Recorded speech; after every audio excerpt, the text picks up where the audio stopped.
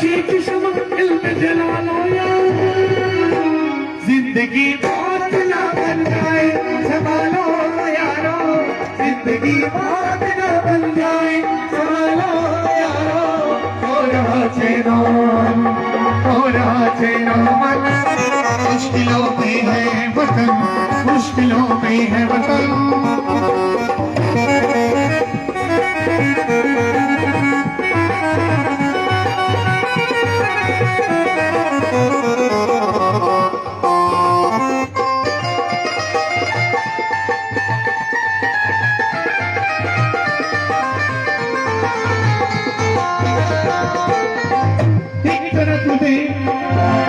एक तरफ प्यार है, चाहत है, वफादारी है, एक तरफ प्यार है, चाहत है, वफादारी है, एक तरफ देश में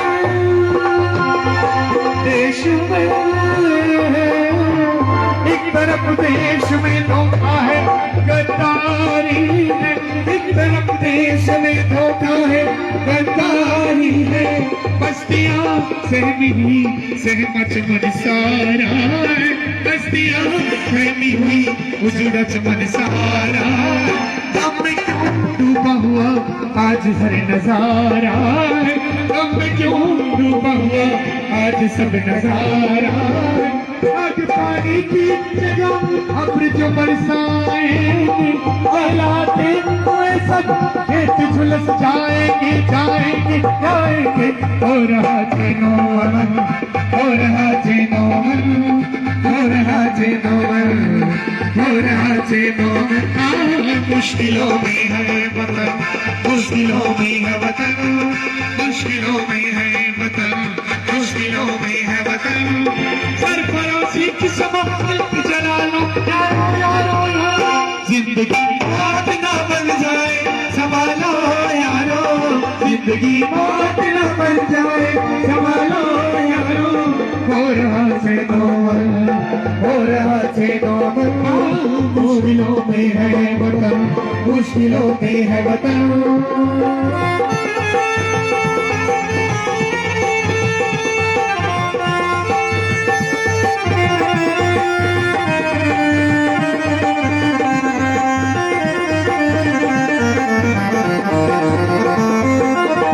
चंद सिक्कों के लिए तुम न करो काम बुरा, चंद सिक्कों के लिए तुम न करो काम बुरा।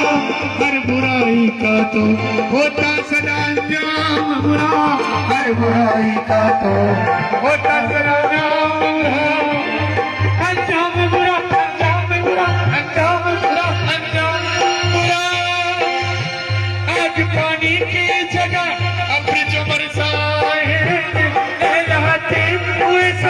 खेत झुलस जाएंगे जाएंगे जाएंगे। हो रहा चैनो मन, हो रहा चैनो मन। मुश्किलों में है वतन, मुश्किलों में है वतन। सर पर शीख शमा दिल में जला लो यारो यारो, जिंदगी मौत न बन जाए संभालो यारो, जिंदगी मौत न बन जाए संभालो यारो। हो रहा चैनो मन, हो रहा चैनो मन। मुश्किलों में है वतन, मुश्किलों में है वतन, मुश्किलों में है वतन, मुश्किलों में है वतन, मुश्किलों में है वतन, मुश्किलों में है वतन।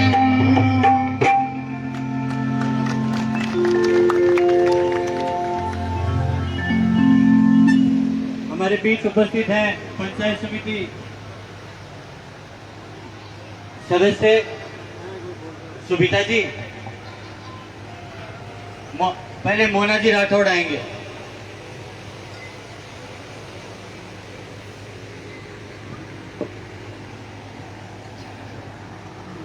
आप सबका मैं स्वागत करती हूँ। विधायक महोदय, यहाँ उपस्थित सभी सत्याग्रही, आज यहाँ उपस्थित जनसंख्या ये दिखाती है कि नवलगढ़ में आज सत्याग्रह की जो अग्नि है, जो चिंगारी है, वो सुलग रही है। यहाँ उपस्थित जनसंख्या, उनके पुत्र, उनके पिता, उनके बच्चे कहीं ना कहीं सेना से संबंधित है, क्योंकि राजस्थान वीरों की भूमि और उसमें झुंझुनू शहीदों की धरती। आज हम यहाँ इकट्ठे हुए हैं एक ऐसे विषय के लिए कि अगर चर्चा की जाए तो हम सोचते हैं कि जब स्वतंत्रता के बाद सरकार का गठन हुआ, हम उस देश से नाता रखते हैं जहां ये कहा जाता था कि जय जवान जय किसान। ये सरकार आने के बाद में पहले किसानों के साथ मजाक किया गया, किसानों को सड़कों पर ला दिया गया, किसानों की हत्या की गई, और फिर बाद में जब वो मजाक नहीं चला तो फिर जवान के साथ मजाक किया गया। ये मजाक क्यों चल रहा है मेरे समझ में नहीं आता। शायद इसलिए क्योंकि प्रधानमंत्री जी ने अपने चुनावी समय में बहुत बड़े वादे कर दिए कि रोजगार उपलब्ध कराए जाएंगे, और रोजगार के अवसर वो उपलब्ध करवा नहीं पाए। उनके पास कोई आइडियोलॉजी नहीं आई कि नए रोजगार उत्पन्न कैसे किया जाए, तो उन्होंने सोचा जो पुराने रोजगार के साधन है, जो जरिए हैं, उन्हें ही खत्म कर दिया जाए, या फिर एक ही पोस्ट के ऊपर मैं इतने लोगों को बैठा दूं और फिर तुरंत उन्हें रिटायरमेंट दिलाता जाऊं, ताकि मैं ये तो सिद्ध कर दूं कि हाँ मैंने रोजगार दे दिया। पर क्या आप उससे देश की जनसंख्या को, देश की जनता को एक अच्छा जीवन दे पाएंगे? आप कहते हैं कि 100% लोग अगर जब उनको नौकरी मिलेगी उसके बाद 25% लोगों को सेना में रख दिया जाएगा और 75% को रिटायर कर दिया जाएगा। 75% जनसंख्या का क्या होगा? कहाँ जाएंगे वे लोग?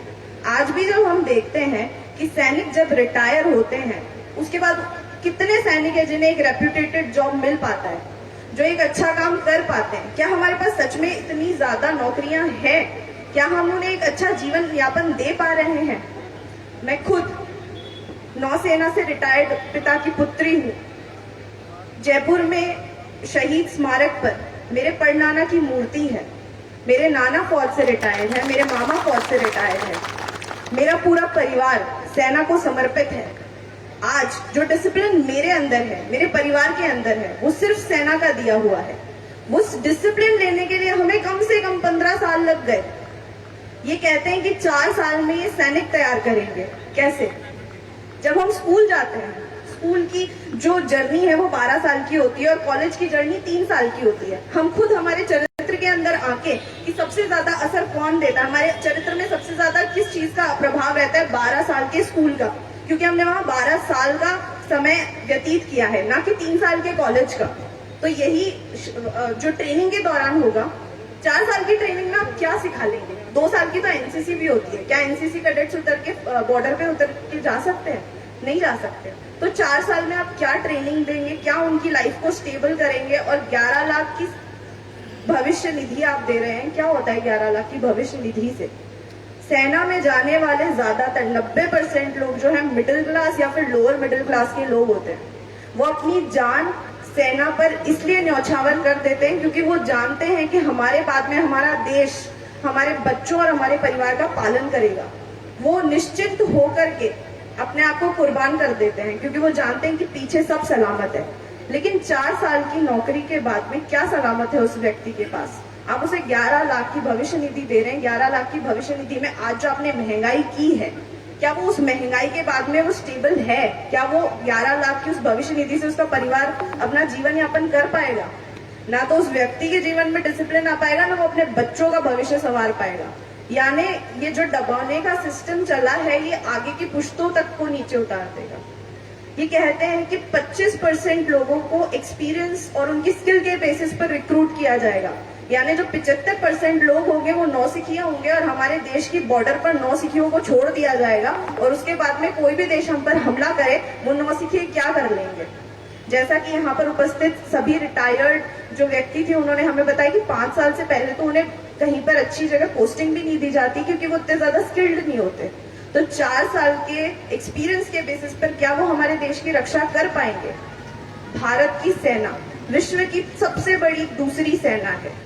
दूसरी सेना विश्व की सबसे बड़ी, और वहां 4 साल के एक्सपीरियंस के ऊपर प्रशिक्षित लोगों को वहां छोड़ दिया जाएगा। क्यों? क्या मोदी जी देश की जनसंख्या के साथ मजाक कर रहे हैं कि उसके बाद में आपके ऊपर हमला हुआ, मरे या जिए, हमें उससे मतलब नहीं है? या फिर वो उन युवाओं के साथ मजाक कर रहे हैं जो 4 साल के लिए अपनी जो जान है वो जोखिम में डालकर वहां खड़े होंगे और फिर उन्हें अच्छे से कुछ करना नहीं आएगा, वो स्किल्ड नहीं होंगे, वो वेल इक्विप्ड नहीं होंगे। वो कहते हैं कि उसके बाद में ये जो हम 26 जनवरी के अंदर एक लश्कर देखते हैं कि गोरखा रेजिमेंट जा रही है, राजपूत रेजिमेंट जा रही है, ये ब्यूटी है हमारी देश की भी, क्योंकि हम लोग विविधता में एकता को अपनाते हैं। और ये हमारी सेना की भी ब्यूटी है कि विविधता में एकता है। वो इसे भी खत्म करना चाह रहे हैं, लेकिन वो ये नहीं समझ पाते कि विविधता में एकता ये कोई अलग बुरी चीज नहीं है। हर क्षेत्र का व्यक्ति हर चीज में माहिर नहीं होता और हर क्षेत्र का व्यक्ति हर अलग चीज में माहिर हो सकता है। जैसे गोरखा रेजिमेंट बहुत फुर्तीले हैं, तो राजस्थान के राजपूत रेजिमेंट बहुत ज्यादा एक्सपीरियंस्ड और बहादुर माने जाते हैं।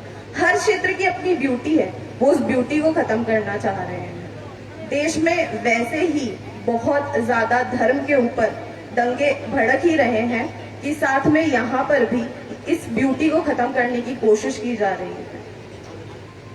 क्यों? किसके साथ ये मजाक चल रहा है?